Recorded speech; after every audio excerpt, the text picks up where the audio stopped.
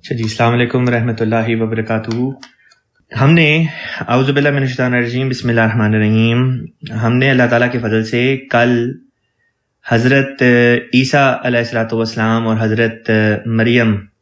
علیہ السلام کی جو کہانی ہے اس پہ بات کرنی شروع کی تھی،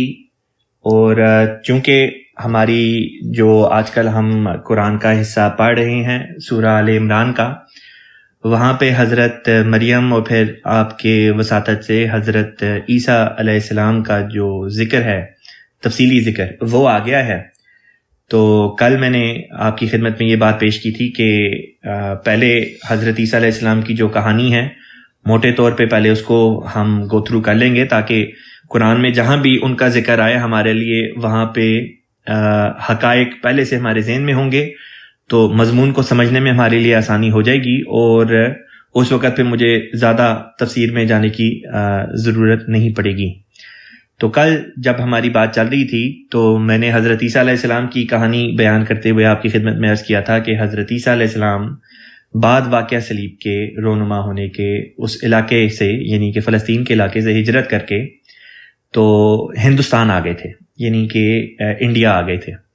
اور آپ کی والدہ، آپ کے اہل خانہ، آپ کے بعض حواری آپ کے ساتھ تھے، اور جب مری کے مقام پہ پہنچے جو پاکستان کا ایک شہر ہے، اب اس کو مری کا نام دیا گیا ہے، پہلے کوئی اور نام تھا، وہاں پہ آپ کی والدہ ماجدہ حضرت مریم کی وفات ہو گئی۔ تو کل جب میں نے اس بات کا کلاس میں ذکر کیا تو ہمارے ایک بہت ہی پیارے دوست ہیں، ساؤتھ ہمارے ورجینیا ہی کی جماعت سے ان کا تعلق ہے، انہوں نے مجھے بعض تصاویر اپنی بھیجیں جو کچھ عرصہ پہلے کی ہیں، جس میں انہوں نے یہ دکھایا ہے کہ وہ خود حضرت مریم کے مزار پہ گئے،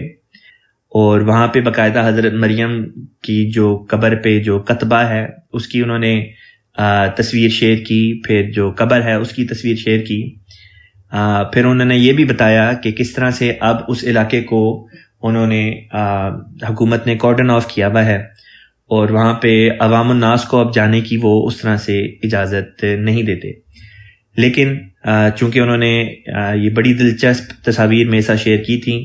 ان کی اجازت کے ساتھ ہی آج یہ تصاویر آپ سب کے ساتھ شیئر کر رہا ہوں۔ وہ لوگ جو زوم کے ذریعے سے اس کلاس میں آئے ہوئے ہیں وہ تو یہ دیکھ سکتے ہیں، اور جو بعض دوسرے دوست ہیں جو زوم کے ذریعے سے نہیں آئے اور ڈائریکٹ کال کر کے سن رہے ہیں یا بعد میں اس کلاس کو سنیں گے، کوشش کروں گا کہ کسی طریقے سے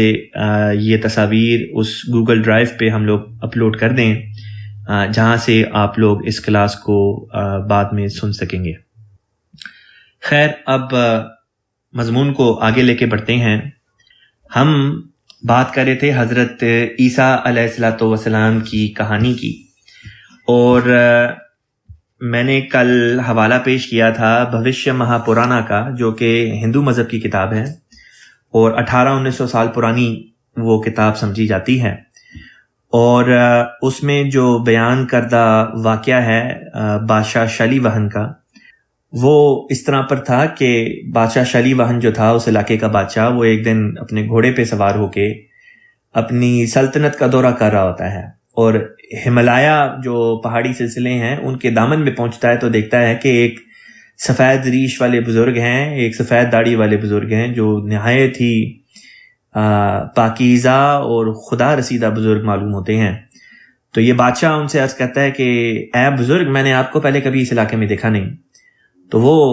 اپنا تعارف کراتے ہیں اور بتاتے ہیں کہ وہ حضرت عیسیٰ علیہ الصلوۃ والسلام ہیں، خدا تعالیٰ نے ان کو مسیح بنایا، خدا نے ان کو نبی بنایا، اور ملک فلسطین کی طرف ان کی آمد ہوئی، اور ان کی اپنی قوم کے لوگوں نے ان کو صلیب پر جو ہے وہ چڑھا دیا۔ خیر، موزانہ طور پر وہ وہاں سے بچ کر نکل آئے، اور پھر یہاں پہ یعنی ہندوستان کے ملک میں آگے تو انہوں نے اپنی سکونت اختیار کر لی۔ سوال یہ پیدا ہوتا تھا کہ ہندوستان ہی کیوں آئے، کسی اور ملک کیوں نہیں چلے گئے؟ ہندوستان اس لیے آئے کیونکہ یہاں پہ یہود کے قبائل بنی اسرائیل کے کل 12 قبیلے تھے، جن میں سے 2 ملک فلسطین میں تھے، باقی 10 قبیلے جو تھے وہ اس طرف مشرق کی طرف جو ہیں وہ بکھرے ہوئے تھے، اور اسی وجہ سے ان کو بنی اسرائیل کی گمشدہ بھیڑوں یا گمشدہ قبیلوں کے نام سے ان کو یاد کیا جاتا تھا۔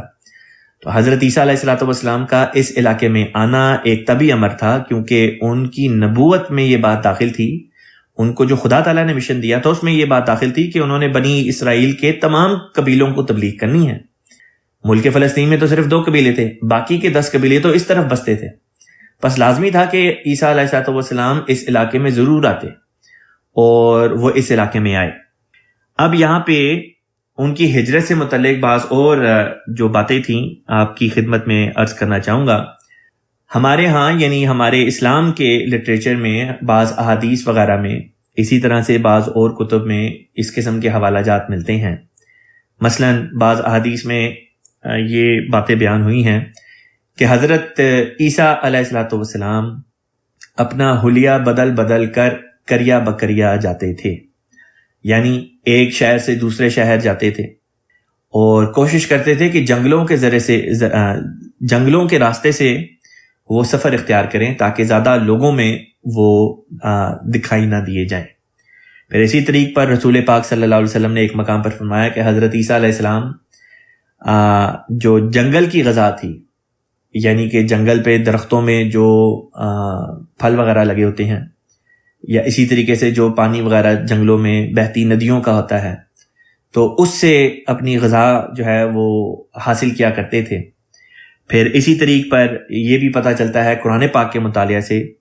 کہ حضرت عیسیٰ علیہ الصلوۃ والسلام اور آپ کی والدہ کو اللہ تعالیٰ نے ایک ایسے مقام پر ہجرت کرنے کا حکم بھی دیا، اور ایک ایسے مقام پر آپ بالآخر ہجرت کر کے آئے جس کو قرآن پاک میں ربوتن ذات قرار و معین کے نام سے یاد کیا گیا ہے۔ یعنی اس جگہ کا نام تو نہیں بتایا، لیکن اس جگہ کے خد و خال، اس جگہ کے جو نقش وغیرہ تھے کہ وہ کس قسم کی جگہ ہیں وہ بتا دیا۔ یہ بتا دیا کہ وہ ایک بلند مقام پر ہے۔ ربوہ کا مطلب ہوتا ہے بلندی کے اوپر جو چیز ہو، تو بلند مقام کے اوپر بھی بتا دیا، یعنی کہ سطح سمندر سے بلند مقام کے اوپر ایک یہ جگہ ہے۔ پھر یہ بھی بتا دیا کہ وہاں پہ پانی کے بہتے چشمے بھی بہتے ہیں اور پہاڑیاں بھی ہیں، بس اور یہ کہ وہ علاقہ بھی سرسبز ہے۔ تو جب ہم اس قسم کے علاقوں کو دیکھیں اور پھر یہ بھی دیکھیں کہ یہود ہندوستان میں موجود تھے، اور یہ بھی دیکھیں کہ عیسیٰ علیہ السلام خود بائبل میں کہتے ہیں کہ میں نے بنی اسرائیل کی گمشدہ بھیڑوں کے پاس جانا ہے۔ پھر احادیث میں ہم جب یہ دیکھیں کہ احادیث میں ذکر آتا ہے کہ جنگلوں کے راستے، ایک شہر سے دوسرے شہر، پھر تیسرے، اور پھر اسی طریقے سے اپنے آپ کو لوگوں سے چھپاتے چھپاتے آپ ہجرت کر رہے ہیں۔ اور جب ان تمام باتوں کو مد نظر رکھیں تو ہندوستان کے علاقے میں ایک ایسا علاقہ دکھائی دیتا ہے جس کی طرف بلا شک و شبہ نظر اٹھتی ہے، اور وہ علاقہ ہے ہندوستان کے نارتھ کا علاقہ جس کو کشمیر کہتے ہیں۔ کشمیر کی سٹیٹ میں جو سری نگر کا علاقہ ہے، اور پھر وہاں پہ محلہ خان یار، آج تک وہاں پہ ایک قبر، ایک مقبرہ موجود ہے، ایک مزار ہے جس کے بارے میں مشہور ہے کہ یہ یوز آصف نبی کا مزار ہے۔ اور ان بزرگ کے بارے میں کہا بھی یہی جاتا ہے کہ یہ بزرگ ملک فلسطین سے یہاں پہ آئے تھے، اور خود کشمیر کی تاریخ جو ہے وہ اس قسم کی باتیں ہم تک پہنچاتی ہے کہ یہ بزرگ مقامی نہیں تھے بلکہ باہر کے ملک فلسطین سے آئے تھے، اور ان کو شہزادہ نبی کہا جاتا تھا، اور شہزادہ نبی کہا جاتا تھا۔ اور پھر یہ کہ ان کے لوگوں نے ان کو صلیب پر بھی چڑھایا، جس کی وجہ سے ان کے ہاتھوں اور پاؤں میں جو کیل ہے ٹھونکے جانے کے نشان تھے، لہٰذا ان کے پاؤں کے نشان بعد میں جو ہے وہ ایک کسی مصنوعی طریق پر ان کے پاؤں کا چھاپا لے کے تو اس کو باقاعدہ تیار کر کے ان کی قبر کے پاس بھی رکھا گیا، اور اس کے اوپر بھی جو کیل کے نشان ہیں وہ دکھائی دیتے ہیں۔ پھر اگر کسی کا اس وقت مائک آن ہے تو اچھا، تو میں یہ بتا رہا تھا کہ وہاں پہ جو مقبرہ ہے، قبر ہے، وہاں پہ اس کے پاس ان کے پاؤں کے قدموں کے نشان جو ہیں وہ اس طرح سے انہوں نے پریزرو کر کے رکھے ہوئے ہیں، اور جب ان کو اینالائز کیا گیا، ان کو غور سے دیکھا گیا تو معلوم ہوا کہ یہ ایک ایسے شخص کے پاؤں کے نشان ہیں جن کو صلیب پر لٹکایا گیا تھا، اور لٹکانے کی وجہ سے ان کے پاؤں میں میخے یعنی کہ کیل ٹھونکے گئے تھے. اس کی وجہ سے جو زخم کے نشان تھے وہ ان قدموں کے نشانوں پر، وہ جو چھاپ ہے اس کے اوپر نمایاں طور پر آویزاں ہیں. پھر جب مزید ہم اور تحقیق کرتے ہیں تو پتہ چلتا ہے کہ ان کو یوز آصف بھی کہتے ہیں، جو کہ جیزس کا بگڑا ہوا ایک تلفظ ہے. پھر خود ان بزرگ یعنی یوز آصف کے نام سے جو مشہور ہوتے ہیں، ان کی جب قبر کا معائنہ ہوا کہ ان کی قبر ان کو کس طریق پر، کس رخ پر ان کی قبر بنی ہے، تو ان کی قبر مسلمانوں کے طریق کے مخالف یہود کے طریق کے مطابق ان کی جو قبر ہے اس کا رخ ہے. یعنی کہ ایک خاص سمت میں مسلمانوں کی قبریں ہوتی ہیں اور یہودیوں کی اس سے مختلف سمت جو ہے وہ ان کی ایک الگ سمت ہے جس میں ان کی قبریں بنائی جاتی ہیں. تو یوز آصف نبی کی جو قبر ہے وہ مسلمانوں کے طرز پہ نہیں بلکہ یہودیوں کے قبرستان میں جس طرح یہودیوں کی قبریں ہوتی ہیں اس طرز پر بنائی گئی ہے. اس سے یہ بات بھی پتہ چل جاتی ہے کہ یہ کسی مسلمان صوفی بزرگ کی قبر نہیں بلکہ کسی یہودی بزرگ کی قبر ہے. جب حضرت مسیح موعود علیہ السلام مرزا غلام احمد قادیانی علیہ السلام نے 19ویں صدی کے آخر پر یعنی کہ 1890 کی دہائی کا آخر بنتا تھا، آپ نے کتاب تصنیف فرمائی جس کا نام آپ نے رکھا مسیح ہندوستان میں. کتاب مسیح ہندوستان میں لکھنے سے پہلے آپ نے ایک اور کتاب بھی تحریر فرمائی جس کا تعلق اسی موضوع سے تھا اور غالباً اس کا ٹائٹل تھا راز حقیقت، جو چھوٹی سا کتاب چاہے غالباً 25-30 صفحے اس کتاب کے ہوں گے. اس میں بھی آپ نے قبر مسیح کے بارے میں اپنی جو تحقیق اس وقت تک تھی وہ پیش کی اور پھر مفصل جو آپ نے تحریر اپنی پیش کی اس ضمن میں وہ آپ نے اپنی کتاب تصنیف لطیف مسیح ہندوستان میں پیش کی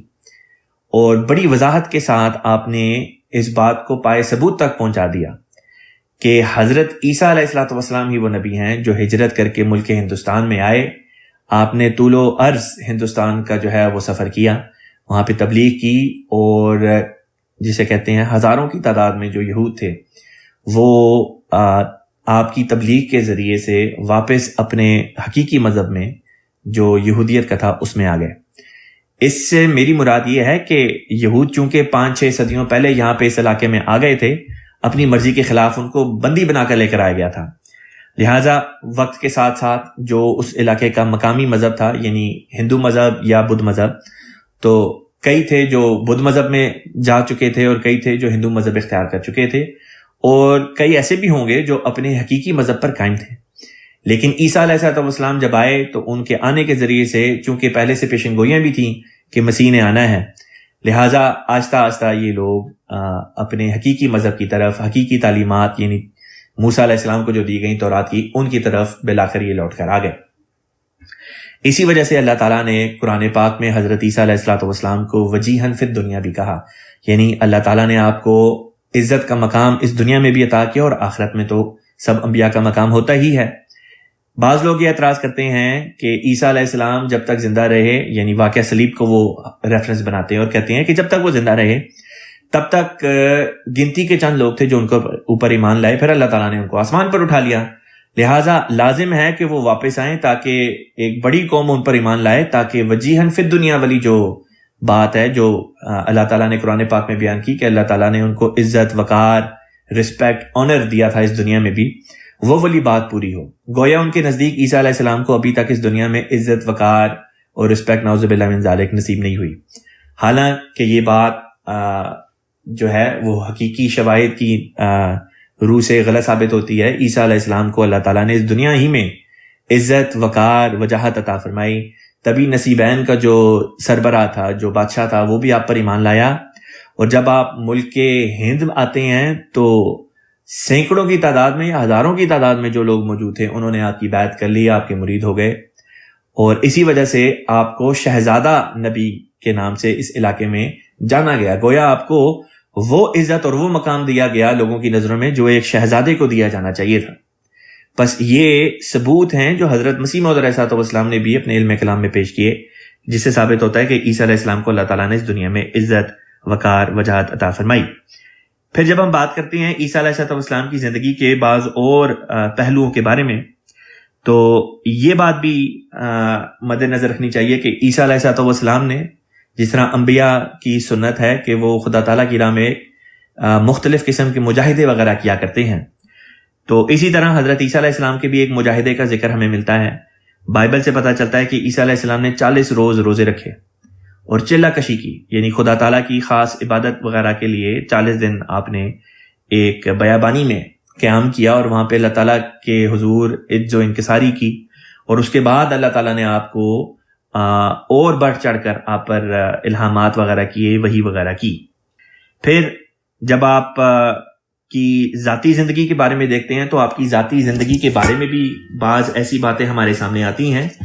جو کئی لوگ جو ہیں اس سے اب بھی ناواقف ہیں۔ مثلا یہ کہ حضرت عیسیٰ علیہ السلام نے باقاعدہ شادی بھی کی۔ آپ کی شادی کا ذکر خود بائبل میں بھی آیا ہے، اور ایک اشارہ کنایہ کے طور پہ اللہ تعالیٰ نے قرآن پاک میں بھی اس کا ذکر کیا۔ لہٰذا سب سے پہلے میں آپ کی خدمت میں قرآن پاک ہی کی آیت پیش کرتا ہوں۔ اللہ تبارک و تعالی سورۃ الحدید کی آیت نمبر 28 میں بیان فرماتا ہے، اعوذ باللہ من الشیطان الرجیم، وَجَعَلْنَا فِي قُلُوبِ الَّذِينَ اتَّبَعُوهُ رَأْفَةً وَرَحْمَةً وَرَهْبَانِيَّةً ابْتَدَعُوهَا مَا كَتَبْنَاهَا عَلَيْهِمْ إِلَّا ابْتِغَاءَ رِضْوَانِ اللَّهِ فَمَا رَعَوْهَا حَقَّ رِعَایَتِهَا فَآتَيْنَا الَّذِينَ آمَنُوا مِنْهُمْ أَجْرَهُمْ وَكَثِيرٌ مِّنْهُمْ فَاسِقُونَ۔ اور ان لوگوں کے دلوں میں جنہوں نے اس کی پیروی کی نرمی اور مہربانی رکھ دی، اور ہم نے ان پر، ذکر یہاں پہ چل رہا ہے عیسائیوں کا، اور ہم نے ان پر رہبانیت فرض نہیں کی تھی۔ رہبانیت کہتے ہیں کنوارا رہنا، شادی نہ کرنا۔ فرمایا اور ہم نے ان پر یعنی عیسائیوں پر رہبانیت فرض نہیں کی تھی جو انہوں نے بدعت بنا لی، مگر اللہ کی رضا جوئی فرض کی تھی، بس انہوں نے اس کی رعایت کا حق ادا نہ کیا، تو ہم نے ان میں سے ان کو جو ایمان لائے اور نیک عمل بجا لائے ان کا اجر دیا، جبکہ ایک بڑی تعداد ان میں بد کرداروں کی تھی۔ اس آیت کریمہ سے یہ بات تو روز روشن کی طرح ثابت ہو جاتی ہے کہ کنوارا رہنا اور شادی نہ کرنا یہ حضرت عیسیٰ علیہ السلام سے شروع نہیں ہوا، بلکہ یہ بات شروع ہوئی ہے عیسیٰ علیہ السلام کے بعد میں آنے والے جو ان کے علماء تھے عیسائیوں کے، پادری وغیرہ، یہ ان سے یہ پریکٹس جو ہے یہ شروع ہوئی۔ ورنہ اگر حضرت عیسیٰ علیہ السلام سے شروع ہوئی ہوتی تو اللہ تعالیٰ ضرور یہ بات مینشن کر دیتا کہ عیسیٰ علیہ السلام سے یہ بات ان میں آئی، لیکن وہ اس تعلیم پر عمل نہیں کر سکے۔ اللہ تعالیٰ نے یہ بات نہیں بیان فرمائی، بلکہ بات یہ بیان فرمائی کہ عیسیٰ علیہ السلام سے نہیں، آپ کے بعد میں آنے والے جو ان کے ہاں علماء آئے، انہوں نے، پادریوں نے یہ جو رسم ہے رہبانیت کی، اس کی بنیاد ڈالی۔ پھر جب ہم بائبل کا مطالعہ کرتے ہیں تو بائبل کے مطالعے سے بھی پتہ چلتا ہے کہ عیسیٰ علیہ السلام کی باقاعدہ ایک بیگم تھیں، آپ کی ایک بیوی تھی، اور ان کا نام بھی حسن اتفاق سے مریم ہی تھا۔ کہتے ہیں کہ حضرت عیسیٰ علیہ السلام کی زندگی میں 3 خواتین تھیں، تینوں کا نام مریم تھا۔ ایک مریم ان کی والدہ کا نام تھا، ایک مریم جو تھیں وہ ان کی خالہ کا نام تھا، اور ایک مریم جو ہیں وہ ان کی زوجہ کا نام تھا۔ لہٰذا فلپ حضرت عیسیٰ علیہ السلام کے ایک صحابی کا نام ہے، انہوں نے بھی ایک انجیل لکھی، انہوں نے بھی ایک کتاب تحریر کی، اور یا ان کی طرف منسوب ہوتی ہے۔ اس میں یہ بات بیان کی گئی جو اس کے باب نمبر 107 آیت نمبر 5 میں بیان کی گئی۔ وہ کہتے ہیں کہ 3 خواتین ہمیشہ حضرت مسیح علیہ السلام کے شریک سفر رہیں، مریم والدہ یسوع یعنی عیسیٰ علیہ السلام کی والدہ مریم، اور مریم آپ کی ہمشیرہ یعنی مریم، حضرت مریم کی بہن کا نام بھی مریم، اور مریم مگدلینی جسے وہ حضرت مسیح علیہ السلام کی رفیقہ حیات کہتے تھے۔ مریم حضرت مسیح کی والدہ اور اسی نام کی ایک خاتون آپ کی بہن اور ایک آپ کی رفیقہ حیات تھی۔ انگریزی میں جو اصل متن ہے وہ یہ ہے کہ there were 3 who walked with the Lord at all times, his mother, and her sister, and Magdalene, whom they called his consort, for Mary was his sister, and his mother, and his consort. تو اس حوالے سے ثابت ہوتا ہے کہ حضرت عیسیٰ علیہ السلام کی باقاعدہ ایک زوجہ تھیں. اسی طریق پر خود جو موجودہ بائبل ہے اس میں بھی حضرت عیسیٰ علیہ السلام کا حضرت مریم مگدلینی علیہ السلام کے ساتھ جو روابط اور ایک خاص طرز کا جو ان کا ایک تعلق تھا جو بیان کیا گیا، وہ لازمی طور پہ اسی بات کی طرف اشارہ کرتا ہے کہ خدا کا ایک نبی غیر محرم عورت کے ساتھ اس قسم کے ان کے تعلقات ہو ہی نہیں سکتے، سوائے اس کے کہ وہ ان کی جو ہے وہ محرم ہو، یعنی کہ ان کی بیگم ہو. اور یہی بات حقیقت ہے. حضرت مسلم موعود رضی اللہ تعالیٰ عنہ نے بھی اپنی ایک کتاب میں اس بات کا ذکر کیا اور بیان کیا کہ حضرت مسیح علیہ الصلوۃ والسلام کی بیگم جو ہیں وہ باقاعدہ تھیں اور ان کی شادی ہوئی تھی. اسی طریق پر جماعت کے مورخ احمدیت مولانا دوست محمد صاحب شاہد رحمہ اللہ نے بھی اپنی ایک تصنیف لطیف میں اس بات کا ذکر کیا کہ حضرت مریم مگدلینی جو ہیں وہ حضرت عیسیٰ علیہ الصلوۃ والسلام کی زوجہ مطہرہ تھیں اور اپنے وقت کی ام المومنین تھی. پھر اب حضرت عیسیٰ علیہ الصلوۃ والسلام کی اس سٹوری کو مزید آگے لے کے چلتے ہیں. واقعہ صلیب کے بعد جب آپ کو ہجرت کرنی پڑی تو یہ تو پتہ چل گیا کہ ہجرت کرتے ہوئے آپ اپنے جو بھیس تھا، لباس تھا، اس کو بدلتے رہتے تھے کہ لوگوں کی نظر میں آپ پہچانے نہ جائیں، کیونکہ ابھی آپ جب تک رومن ٹیریٹری یا یہود کی جو ٹیریٹری تھی جب تک اس سے آگے نہیں نکل گئے، یہ خدشہ تھا کہ آپ کی جان کو خطرہ رہے گا اور کسی بھی وقت آپ کو دوبارہ سے پکڑوایا جا سکتا ہے اور دوبارہ سے قتل کی آپ کے خلاف سازش جو ہے وہ کی جا سکتی ہے. اس ضمن میں ایک اور بات بھی جو سامنے آئی وہ یہ تھی کہ حضرت عیسیٰ علیہ الصلوۃ والسلام مکہ بھی آئے اور آپ نے یہاں پہ آ کے خانہ کعبہ کا طواف بھی کیا. لہذا اس ضمن میں ایک جو گواہی ملی وہ بھی آپ کی خدمت میں پیش کرتا ہوں. یہ ایک کتاب ہے جو چھاپی گئی تھی لبنان میں، بیروت میں، دارالمعارف کی طرف سے. اس کا نام ہے اخبار مکہ از آزرکی، اور یہ 223 ہجری میں جو ہے یہ اس کے مصنف جو ہیں وہ 223 ہجری کے ہیں، اور کہتے ہیں کہ اور یہ لکھا ہے صفحہ نمبر 236 تا 238 پر، اور اس کا خلاصہ میں آپ کی خدمت میں پیش کر کے سنا دیتا ہوں.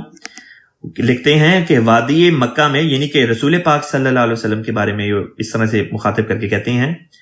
کہ حضرت رسول کریم صلی اللہ علیہ وسلم کو بھی کشفی نظارہ دکھایا گیا اور آپ نے فرمایا، وادی مکہ میں مجھ سے پہلے 70 نبی گزرے ہیں، وہ مختلف الفاظ میں تلبیہ کہتے تھے،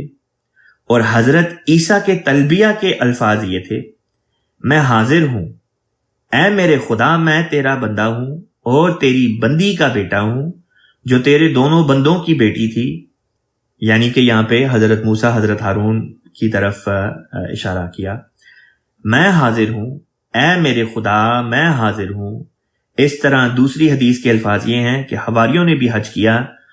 تو وہ حرم کی تعظیم میں ننگے پاؤں چلے. یہ اس بات کو ظاہر کرتی ہے کہ حضرت عیسیٰ علیہ الصلوۃ والسلام باقاعدہ مکہ آئے اور یہاں پہ آ کے آپ نے باقاعدہ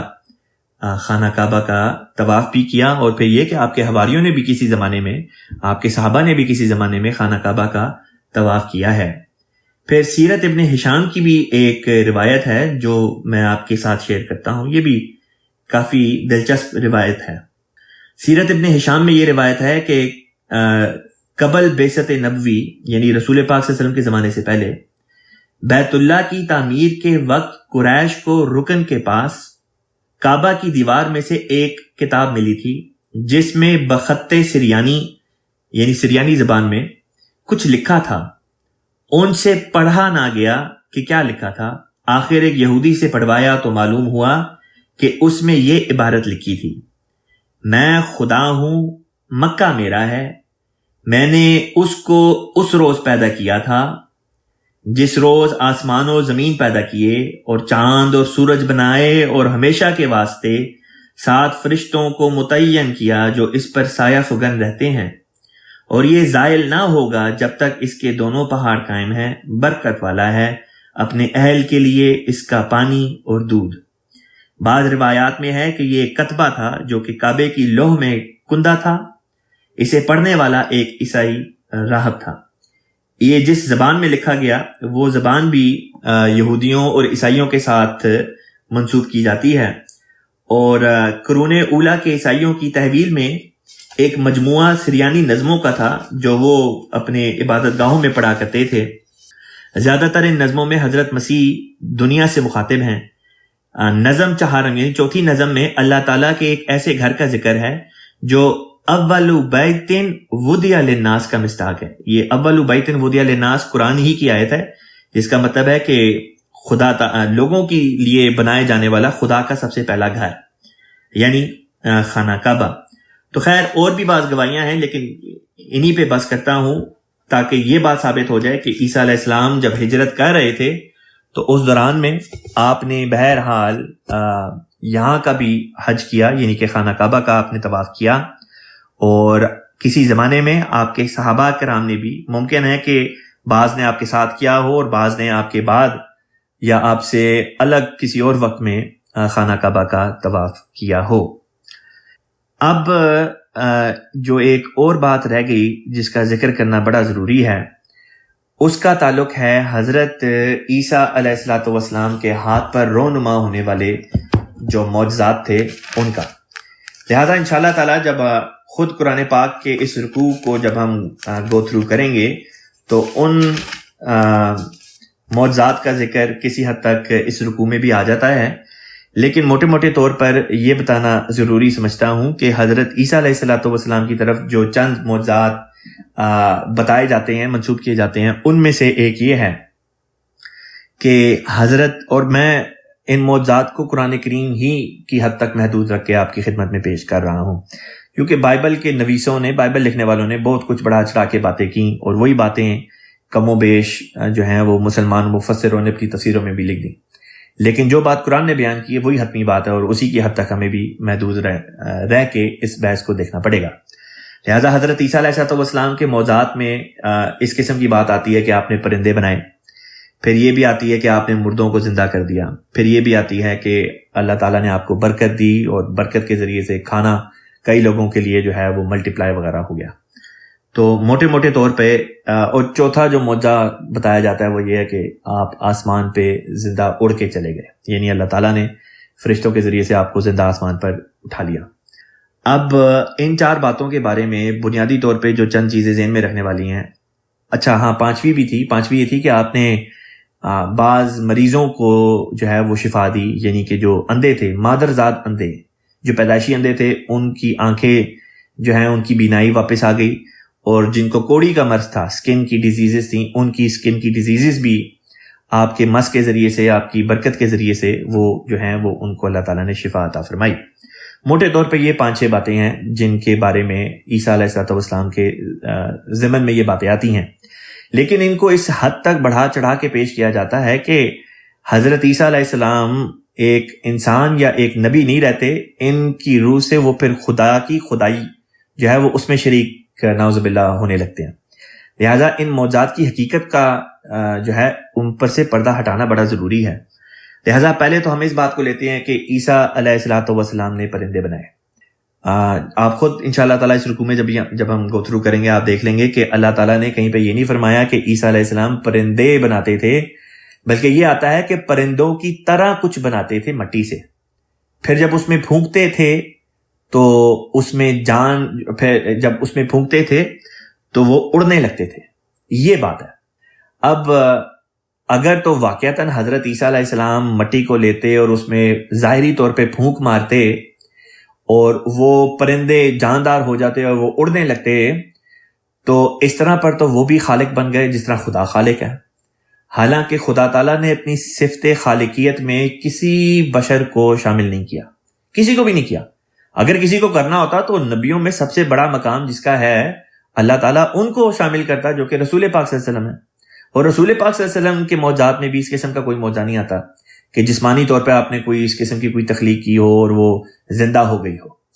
ہاں ایک اور مطلب ہے جو ہر نبی کے اوپر پورا ہوتا ہے، اور وہ یہ کہ جب نبی آتا ہے تو لوگ روحانی طور پہ مردہ ہو چکے ہوتے ہیں، لہٰذا نبی آتا ہے اور ان میں وہ روحانیت کی ایک نئی پھونک مارتا ہے، ایک نئی روح ان کے اندر پھونک دیتا ہے، جس کے نتیجہ یہ نکلتا ہے کہ وہ روحانیت کے آسمان میں اڑنے لگتے ہیں۔ بہت ہی خوبصورت اللہ تعالیٰ نے ایک تمثیلی کلام ہے جو اس معجزے کے ضمن میں اللہ تعالیٰ نے بیان کیا، ایک استعارہ ہے۔ خود ایک حدیث میں آتا ہے، آپ صلی اللہ علیہ وسلم نے فرمایا کہ جنت میں شہداء جو ہیں وہ سبز پرندوں کی مانند اڑ رہے ہوں گے۔ اب اس سے بھی سمجھ آ جاتی ہے کہ پرندوں کی مانند اڑنا کیا مطلب رکھتا ہے۔ اس سے مراد یہی ہے کہ بہت بلند اور بالا اور عرفہ مقام ان کو عطا کیا جائے گا، اور یہی مطلب یہاں پہ حضرت عیسیٰ علیہ السلام کے معجزات کے ضمن میں بھی آ جاتا ہے کہ جب یہ آتا ہے کہ وہ پرندوں کی طرح بنا کے، پرندے نہیں بلکہ پرندوں کی طرح کچھ بناتے تھے اور اس میں پھونکتے تھے، تو وہ بلند فضا میں پرواز کرنے لگتے تھے۔ تو مراد صرف اتنی ہے کہ وہ مردہ لوگ تھے روحانی طور پہ، جسمانی طور پہ تو زندہ تھے، چلتے تھے، پھرتے تھے، کھانا کھاتے تھے، سوتے تھے، سب چیزیں کرتے تھے، لیکن روحانیت مردہ ہو چکی تھی۔ لیکن جب خدا تعالیٰ نے اپنے مسیح کو بھیجا اور انہوں نے ان میں تبلیغ کی، ان کی تربیت کی، تو نبی کی تربیت کے نتیجے میں اللہ تعالیٰ نے ان لوگوں کے اندر ایک روحانی روح پھونک دی، اور اس کا نتیجہ یہ نکلا کہ یہ اب بہت اعلیٰ کلام کرنے لگ گئے، اور خدا تعالیٰ کے جسے کہتے ہیں ساتھ ان کا تعلق قائم ہو گیا۔ پھر جب ذکر آتا ہے کہ عیسیٰ علیہ السلام نے مردوں کو زندہ کیا، تو مردوں کو زندہ کرنے کا بھی مطلب یہی ہے کہ لوگ روحانی طور پہ مردہ تھے ان کو زندہ کر دیا۔ ورنہ اگر کوئی جسمانی طور پہ مردہ ہو اور انسان اس کو زندہ کر دے تو اس کی خدائی یا اس کی صداقت میں تو پھر کسی کو کوئی شک نہیں ہونا چاہیے۔ بائبل یہ کہتی ہے کہ عیسیٰ علیہ السلام نے، اگر بفرض محال بائبل یہ کہتی ہے کہ عیسیٰ علیہ السلام نے مردوں کو زندہ کیا، تو مردوں کو زندہ کرنے کے نتیجے میں تو لازمی یہ نتیجہ نکلنا چاہیے تھا کہ ہر بندہ ان کے اوپر ایمان لے کر آ جاتا کہ ہاں یہ تو سچے ہیں، کیونکہ مردہ کو تو زندہ کوئی انسان کر ہی نہیں سکتا۔ لیکن پتہ یہ چلتا ہے کہ لوگوں نے پھر بھی آپ کی مخالفت کی اور آپ کو سولی پر لٹکا دیا، یعنی سولی پر چڑھا دیا، گو آپ کی سولی پہ وفات نہیں ہوئی۔ پس جب تمام شواہد کو، تاریخ کو مد نظر رکھ کے عیسیٰ علیہ السلام کے حالات کا جائزہ لیا جائے تو یہی بات ہمارے سامنے آتی ہے کہ عیسیٰ علیہ السلام نے روحانی طور پہ لوگوں کو زندہ کیا، جسمانی طور پہ نہیں کیا۔ اور روحانی طور پہ کسی کو زندہ کرنا یہ تو ہر نبی کے ذریعے سے ہوتا ہے، اور سب سے بڑھ کے ہمارے آقا حضرت محمد مصطفیٰ سید الانبیاء خاتم النبیین صلی اللہ علیہ وسلم کے ہاتھ پر ہوا۔ خود اللہ تعالیٰ نے قرآن پاک میں آیت نازل فرمائی جس میں فرمایا کہ اے مومنو، جب یہ نبی یعنی رسول پاک صلی اللہ علیہ وسلم تمہیں پکاریں اور تمہیں آواز دیں تو دوڑ کے رسول پاک صلی اللہ علیہ وسلم کی خدمت میں حاضر ہو جاؤ۔ کیوں؟ کیونکہ یہ تمہیں زندہ کرے گا۔ اب ایک طرف اللہ تعالیٰ کہتا ہے کہ جب تمہیں رسول پاک صلی اللہ علیہ وسلم آواز دیں تو دوڑ کے جاؤ، اور پھر فرماتا ہے کہ یہ تمہیں زندہ کرے گا۔ تو کس قسم کا واقعہ ہے زندہ کرنے کا؟ کوئی ایک بھی ایسا واقعہ ہمیں نہیں ملتا کہ رسول پاک صلی اللہ علیہ وسلم نے جسمانی طور پر حقیقتاً کوئی مر گیا ہو اور اس کو آپ نے زندہ کر دیا۔ لیکن ہزاروں ایسے واقعات ہمارے سامنے ہیں لوگوں کے کہ جو روحانی طور پہ مردہ تھے اور اللہ تعالیٰ کے رسول صلی اللہ علیہ وسلم کے ذریعے سے ان میں ایک نئی زندگی اللہ تعالیٰ نے پھونک دی، گویا کہ وہ جیوت ہو گئے۔ پس کسی نبی کا یا ولی اللہ کا کسی مردہ کو زندہ کرنے سے مراد صرف یہی ہے اور کچھ نہیں۔ خود حضرت مسیح موعود علیہ الصلوۃ والسلام، سیدنا امام المہدی علیہ السلام، مرزا غلام احمد قادیانی علیہ الصلوۃ والسلام کے اس قسم کے کئی واقعات ہیں۔ بعض اس قسم کے بھی واقعات ہیں کہ ایک بندہ ہے جس کی موت کا فتویٰ ڈاکٹروں نے دے دیا کہ یہ اب بچ نہیں سکتا، اور آپ خدا تعالیٰ کے حضور دعا کرتے ہیں اور اللہ تعالیٰ اس بندے کی عمر بڑھا دیتا ہے۔ پس یہ بھی احیاء موتا کی ایک نظیر ہے۔ اگر تو کوئی ان معنوں میں حضرت عیسیٰ علیہ السلام کے بارے میں یہ کہے کہ انہوں نے مردہ زندہ کر دیے، یعنی ایسے لوگ جن کے مرنے کے بارے میں ڈاکٹروں نے فتویٰ دے دیا تھا کہ یہ بندہ بچ نہیں سکتا، بیماری کی جو آخری حد ہے اس کو پہنچ گئے ہیں، اور پھر آپ کی دعا کے نتیجے میں اللہ تعالیٰ نے ایسے شخص کو زندگی عطا کر دی، تو اس میں ہمیں کوئی اعتراض نہیں، کیونکہ اس قسم کے واقعات ہم خود دیکھتے آئے ہیں۔ ابھی کچھ عرصہ پہلے ہماری جماعت کے ایک بزرگ بلکہ اسکالر ہیں، ابراہیم اخلاف صاحب، یو کے میں ہوتے ہیں، ان کو یہ کرونا وائرس ہو گیا، اور وہ بیماری کے اس حد پہ پہنچ گئے کہ جہاں پہ ڈاکٹروں نے جواب دے دیا اور کہا کہ ہم کچھ کہہ نہیں سکتے۔ وہاں پہ خلیفہ وقت کی دعاؤں کے ذریعے سے ہم نے ان کو ایک نئی زندگی عطا ہوتے دیکھا، اور خود پھر انہوں نے صحت یاب ہونے کے بعد مضمون لکھا جس میں انہوں نے لکھا کہ ان کو اللہ تعالیٰ نے ایک نئی زندگی عطا کر دیا۔ بس ان معنوں میں اگر کہا جائے کہ عیسیٰ علیہ السلام نے مردہ زندہ کیے، تو ان معنوں میں تو ہمارے پیارے آقا خلیفۃ المسیح ایدہ اللہ بن عزیز بھی جو ہیں ان کی دعاؤں کے ذریعے سے بھی اللہ تعالیٰ ایسے مریضوں کو جو بیماری کی آخری حد پہ پہنچ جاتے ہیں، کئی دفعہ دیکھنے میں آتا ہے اللہ تعالیٰ ایسے لوگوں کی عمر بڑھا دیتا ہے۔ اور خود حضرت مسیح موعود علیہ السلام کے زندگی میں خاص طور پہ جتنے واقعات اس قسم کے احیاء موتا کے سامنے آتے ہیں، اس کی نظیر رسول پاک صلی اللہ علیہ وسلم کے زمانے کو چھوڑ کے بہت ہی کم دوسرے انبیاء کے زمانے میں ملتی ہے، کیونکہ سب سے زیادہ تو لازمی طور پہ رسول پاک صلی اللہ علیہ وسلم ہی کے زمانے میں آپ کے ہاتھ پر اس قسم کے نشانات اللہ تعالیٰ نے ظاہر کیے۔ حضرت مسیح موعود علیہ السلام کے بارے میں آتا ہے، ایک دفعہ آپ نے باقاعدہ ایک چیلنج دیا اپنے مخالفین کو کہ 100 یا 100 سے زائد ایسے مریض جن کے بارے میں ڈاکٹر یہ کہہ دیں کہ یہ بچ نہیں سکتے، آپ کے مخالفین ان کے لیے دعا کریں، اور اتنا ہی حصہ لوگوں کا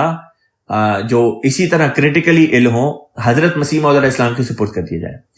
اور پھر وہ لوگ بھی دعا کریں اور مسیح موعود علیہ السلام بھی دعا کرتے ہیں، اور پھر مسیح موعود علیہ السلام فرماتے ہیں کہ میں یقین کامل سے یہ بات کہتا ہوں کہ وہ مریض جو میرے حصے میں آئیں گے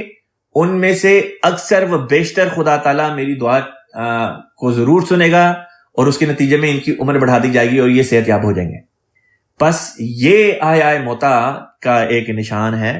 جو نہ سمجھنے کی وجہ سے عیسیٰ علیہ السلام کے بارے میں قسم کی کہانیاں جو ہیں وہ گھڑ لی گئیں۔ پھر یہ بات بھی ذہن میں رکھنے والی ہے کہ عیسیٰ علیہ السلام اس زمانے میں اس دنیا میں آئے جس زمانے میں میڈیکل سائنس نہیں تھی، ترقی نہیں تھی کی، لوگ اپنے جو مرحومین ہوتے تھے ان کو زمین میں اس طرح سے نہیں تھے دفناتے اس زمانے میں، بلکہ غاروں میں ان کو رکھ دیتے تھے، اور غار میں وقت کے ساتھ ساتھ جو ناشے ہوتی تھیں وہ گل سڑ جاتی تھیں اور ہڈیاں پیچھے رہ جاتی تھی، تو کئی دن تک لوگ قبروں پہ آ کے دیکھتے تھے کہ کہیں ایسا نہ ہو کہ جس کو وہ مردہ سمجھ کے چھوڑ گئے ہیں وہ بندہ واقعتاً زندہ بھی ہو۔ لہذا تاریخ سے اس قسم کے بعض واقعات کا پتہ بھی چلتا ہے کہ بعض لوگ جو ہیں وہ واقعتاً مرے نہیں تھے، لیکن ان کی حالت مردوں کی طرح کی سی تھی۔ خود ہمارے اس زمانے میں آج سے 2-3 سال پہلے کی بات ہے، مجھے یاد ہے میں نے ایک کٹنگ پڑھی نیوز کی جس میں تھا کہ غالباً سینٹ لوئس شہر میں امریکہ کے ایک افریقن امریکن خاتون تھیں، ان کے بارے میں ڈاکٹر نے یہ کہہ دیا کہ ان کی وفات ہو گئی ہے، اور ان کو مردہ خانے بھجوا دیا، اور چند گھنٹوں بعد وہ اٹھ کے بیٹھ گئی، اور سب حیران ہوئے کہ یہ کس طرح ہو گیا۔ اب یہ تو ہو نہیں سکتا کہ حقیقتاً ان کی وفات ہو گئی ہو اور پھر اللہ تعالیٰ نے دوبارہ ان کی روح کو ان کے جسم میں بھیج دیا، کیونکہ خود اللہ تعالیٰ فرماتا ہے کہ جو ایک دفعہ وفات پا جائے وہ دوبارہ زندہ نہیں ہو سکتا اس طرح۔ خود قرآن کے ذریعے سے، حدیث کے ذریعے سے یہ بات پائے ثبوت تک پہنچ چکی کہ مردہ دوبارہ جسمانی طور پہ زندہ نہیں ہوتا اس دنیا میں۔ بس پھر یہی ایک بات پیچھے رہ جاتی ہے کہ ڈاکٹروں کو سمجھنے میں غلطی لگی ہوگی، اور چونکہ ان کی دل کی دھڑکن اس طرح سے ان کو سنائی نہیں دی اور ان کی مشین ڈیٹیکٹ نہیں کر سکی، لہٰذا انہوں نے یہی کہہ دیا کہ غالباً ان کی وفات ہو گئی ہے، حالانکہ حقیقت میں ہوئی نہیں تھی۔ اور اس قسم کے کیس آج یعنی کہ حضرت عیسیٰ علیہ السلام کے واقعے سے 2000 سال بعد بھی ہوتے آ رہے ہیں، تو خود سوچیں حضرت عیسیٰ علیہ السلام کے زمانے میں کون سے اسٹیتھوسکوپ ہوتے تھے یا یہ مشینیں ہوتی تھیں جس کے ذریعے سے دل کی دھڑکن جو ہے وہ معلوم ہو سکے۔ بس ان کے زمانے میں تو لازمی طور پہ یہ ہوتا ہوگا کہ لوگ جب اپنے لوگوں کو مردہ سمجھ کے غاروں میں چھوڑ کے جاتے ہوں گے تو کئی لوگ ایسے ہوں گے جو زندہ ہو جاتے ہوں گے، اور ان کی نسبت یہ کہا جاتا ہوگا کہ یہ دیکھو یہ تو مردہ ہو کے دوبارہ زندہ ہو گئے ہیں، حالانکہ حقیقت امر صرف اتنی ہوتی تھی کہ وہ بے ہوش ہوتے تھے یا کوما میں ہوتے تھے، اور وہ اپنے کوما کی سٹیٹ سے باہر آ جاتے تھے۔ بس اسی قسم کا واقعہ حضرت عیسیٰ علیہ السلام کے اپنے ساتھ بھی رونما ہوا کہ آپ کو جب صلیب پر لٹکایا گیا آپ بے ہوش ہو گئے، لیکن یہ کہ 2-2.5 دن بعد اللہ تعالیٰ نے آپ کو ہوش واپس عطا کر دیا، آپ واپس ہوش میں آئے، اور آپ کو دوائیاں لگائی گئی تھیں جس کے نتیجے میں آپ کے زخم آہستہ آہستہ جو ہیں وہ بھرنے لگ گئے، اور جب آپ اچھے ہو گئے اور اس قابل ہو گئے کہ آپ سفر کر سکتے تھے تو آپ اس علاقے سے خاموشی کے ساتھ سفر کر کے ملک ہند یعنی ہندوستان کے علاقے میں آ گئے۔ پھر آپ کی نسبت اس قسم کی بھی معجزات کا ذکر آتا ہے کہ آپ نے اندھوں کو، مادرزاد اندھوں کو یا کوڑیوں کو جو کوڑی کے مرض میں تھے ان کو شفا عطا کی۔ اب بات یہ ہے کہ نبی کے ذریعے سے اللہ تعالیٰ شفا عطا کر دیا کرتا ہے۔ قسم قسم کی لوگوں کو بیماری ہوتی ہے اور اللہ تعالیٰ ان کو شفا عطا کر دیتا ہے۔ ایک لڑکا تھا جس کا نام تھا عبد الکریم، اور نوجوان طالب علم تھا، اور مسیح موعود علیہ السلام کے زمانے میں ان کو قادیان میں کسی پاگل کتے نے کاٹ لیا، اور ان کا علاج کیا گیا تو پتہ چلا کہ ان کو تو ریبیز ہو گئی ہے۔ ان کو ایک جگہ بھیجا گیا جو کافی دور کا علاقہ تھا۔ وہاں پہ ڈاکٹروں نے اس وقت تک ریبیز کے جو آثار تھے وہ نمودار نہیں تھے ہوئے۔ انہوں نے علاج معالجہ کیا، انہوں نے کہا کہ ٹھیک ہے واپس چلے جائیں۔ جیسے ہی وہ لڑکا واپس آیا تو کچھ عرصے کے اندر اندر اس کو ریبیز کی جو علامات تھی وہ ظاہر ہو گئیں، بخار ہو گیا اور دوسری چیزیں ہو گئیں۔ تو ایک تار بھیجا گیا، تو وہاں پہ مسلمان ڈاکٹر تھا، اس کا نام تھا عبداللہ۔ اس نے کہا کہ اب تو یہ نہیں بچ سکتا کیونکہ ریبیز کا علاج ہے، لیکن اس کے اثرات جو ہیں اس کی علامات کے ظاہر ہونے سے پہلے ہے۔ جب سمٹم ظاہر ہو جائیں پھر اس کا علاج نہیں، اور اب تک نہیں ہے۔ تو انہوں نے کہا کہ nothing can be done for عبد الکریم، کہ ہم معذرت کرتے ہیں لیکن اب عبد الکریم کے لیے کچھ نہیں ہو سکتا۔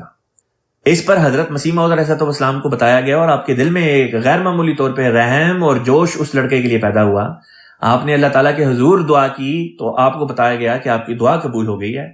اور عبد الکریم کی زندگی میں اللہ تعالیٰ نے برکت دے دیا۔ لہٰذا آپ کی طرف سے یہ پیغام ڈاکٹر تک پہنچایا گیا، اور یہ کہ عبد الکریم جب ٹھیک ہو گئے تو ڈاکٹر کی طرف سے جواب آیا، اور اس نے کہا کہ ہماری میڈیکل سائنس میں اس قسم کی کوئی مثال نہیں ملتی۔ لازمی طور پر یہ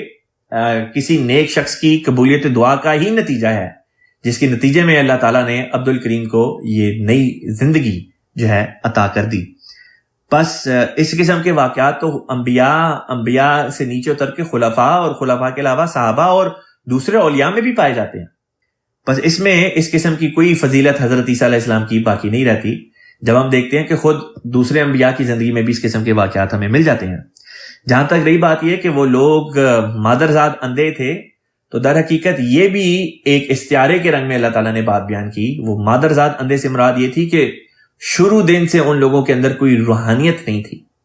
یعنی ان لوگوں کو خدا کے مذہب سے کوئی تعلق نہیں تھا۔ لیکن جب عیسیٰ علیہ السلام سے ان کا واسطہ پڑا، عیسیٰ علیہ السلام نے ان کی تربیت کی، تو وہ لوگ دیکھنے لگ گئے۔ یہ اسی طرح کا بیان ہے جس طرح سورہ بقرہ کے شروع میں اللہ تعالیٰ منافقین کے بارے میں فرماتا ہے سمن بکمن امیون، یا کفار کے بارے میں بھی آتا ہے کہ سمن بکمن امیون، کہ یہ تو گونگے بہرے اندھے ہیں۔ تو وہاں پہ بھی اندھے کا لفظ آیا ہے، تو اب لازمی طور پہ اسے مراد ظاہری اندھے نہیں بلکہ روحانی طور پہ اندھے مراد ہے، اور ٹھیک یہی مراد یہاں پہ بھی ہے کہ یہ لوگ روحانی طور پہ اندھے تھے، روحانی مردے تھے، روحانی گونگے تھے، روحانی بہرے تھے۔ لیکن جب خدا کا کلام کسی نبی کے ہونٹوں سے ان تک پہنچا، ان کے کانوں میں اترا، تو وہ کلام ان کے کانوں کے ذریعے سے ان کے وجود میں اترتا چلا گیا، ان کے دل کو پاک و صاف کرنے لگ گیا۔ ان کے بنجر پتھر کی طرح جو دل تھے وہ نرم ہو گئے، اور اس میں خدا تعالیٰ نے ایک رویدگی پیدا کر دی۔ پھر اسی طریقے سے جو روحانی طور پہ اندھے تھے، اب روحانی کلام کو ایکسیپٹ کرنے کی وجہ سے روحانی امور کو دیکھنے لگ گئے، خدا تعالیٰ کے نشانات کا مشاہدہ کرنے لگ گئے۔ اور یہ مطلب ہے ان معجزات کا جو حضرت عیسیٰ علیہ السلام کے لیے قرآن میں اس طرح سے بیان ہوئی ہیں۔ جہاں تک رہی بات کھانوں کا، معجزے کے طور پہ بابرکت ہونا اور کثرت کے لیے وہ پورا ہو جانا، کافی ہو جانا،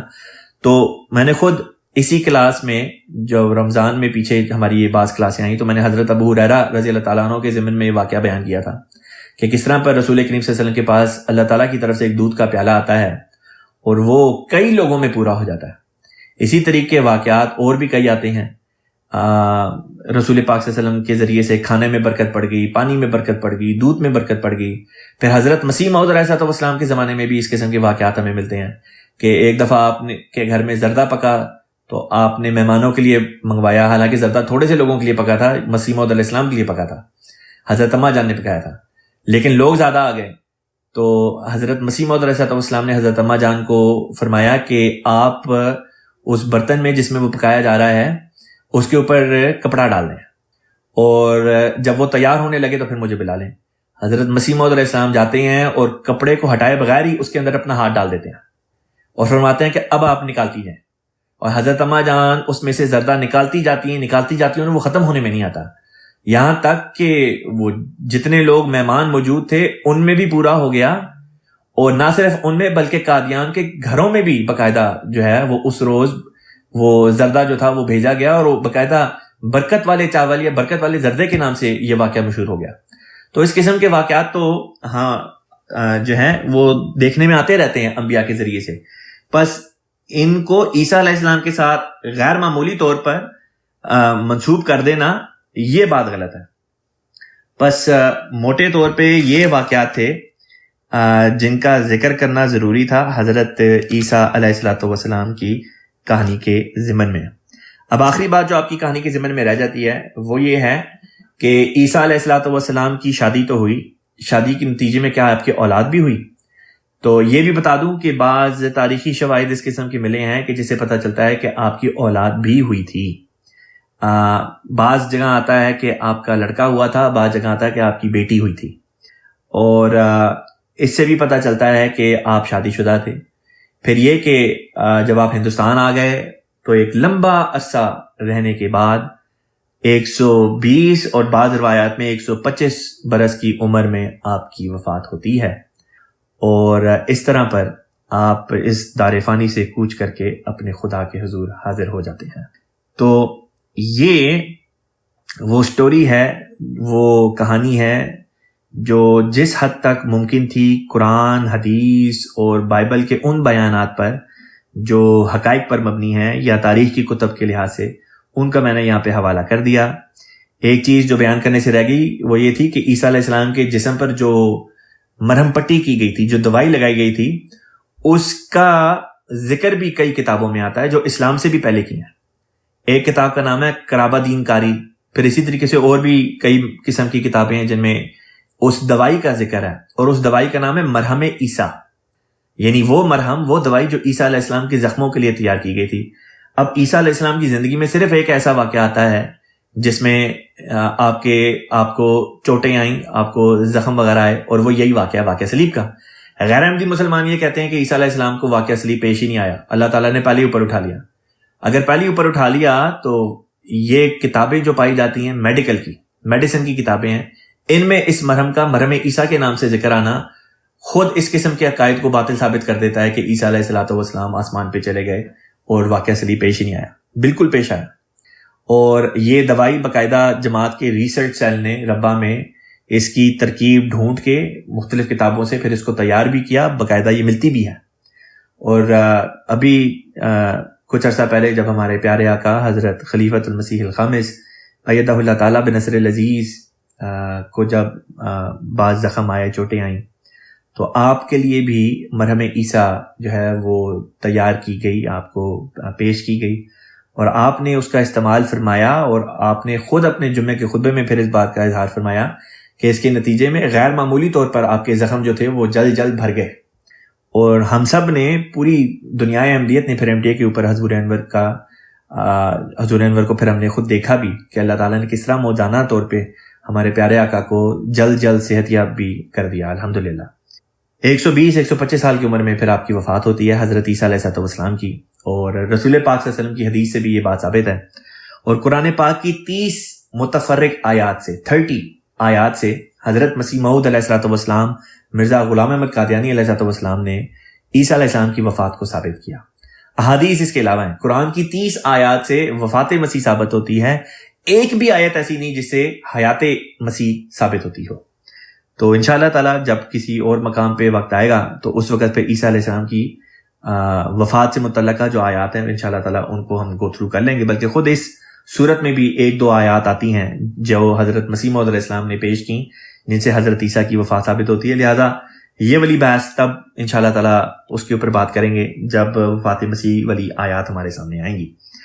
اب اس کے بعد چونکہ ہم نے یہاں پہ حضرت عیسیٰ علیہ السلام کی اور حضرت مریم کی کہانی پوری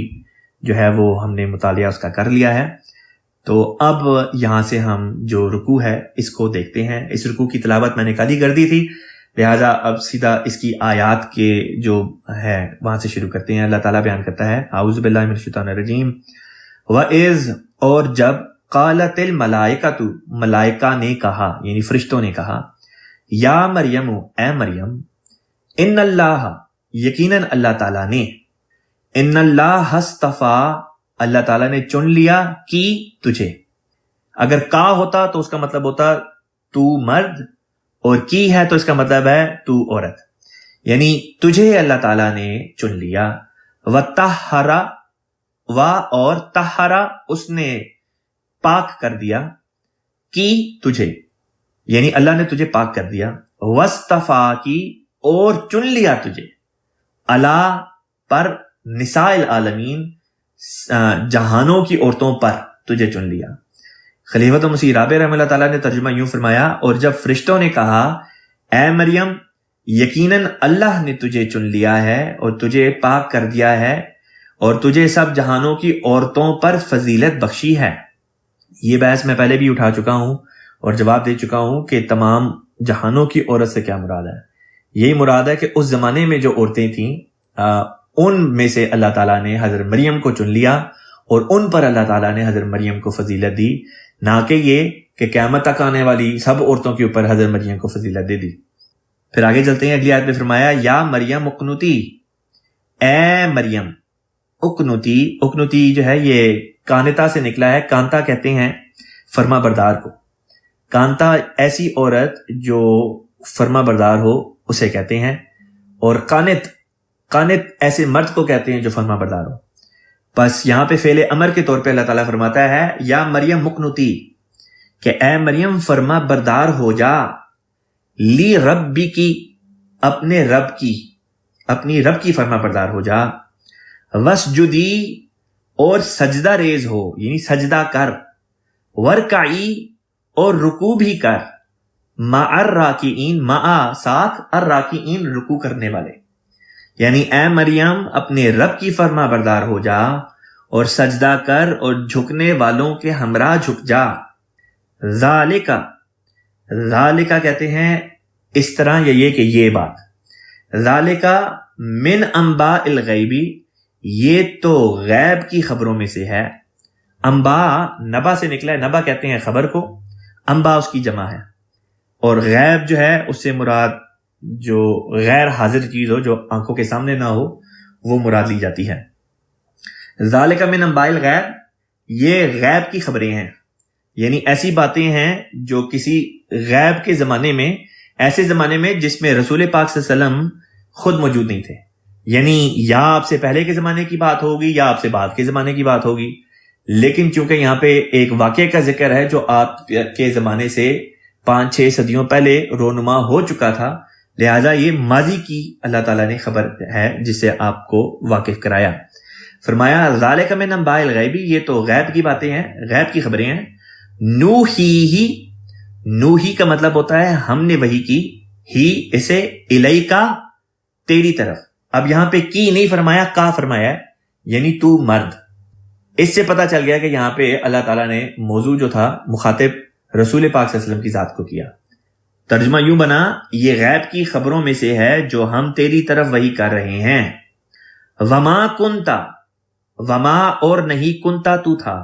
وما کنتا اور تو نہیں تھا، لدیہم ان کے پاس.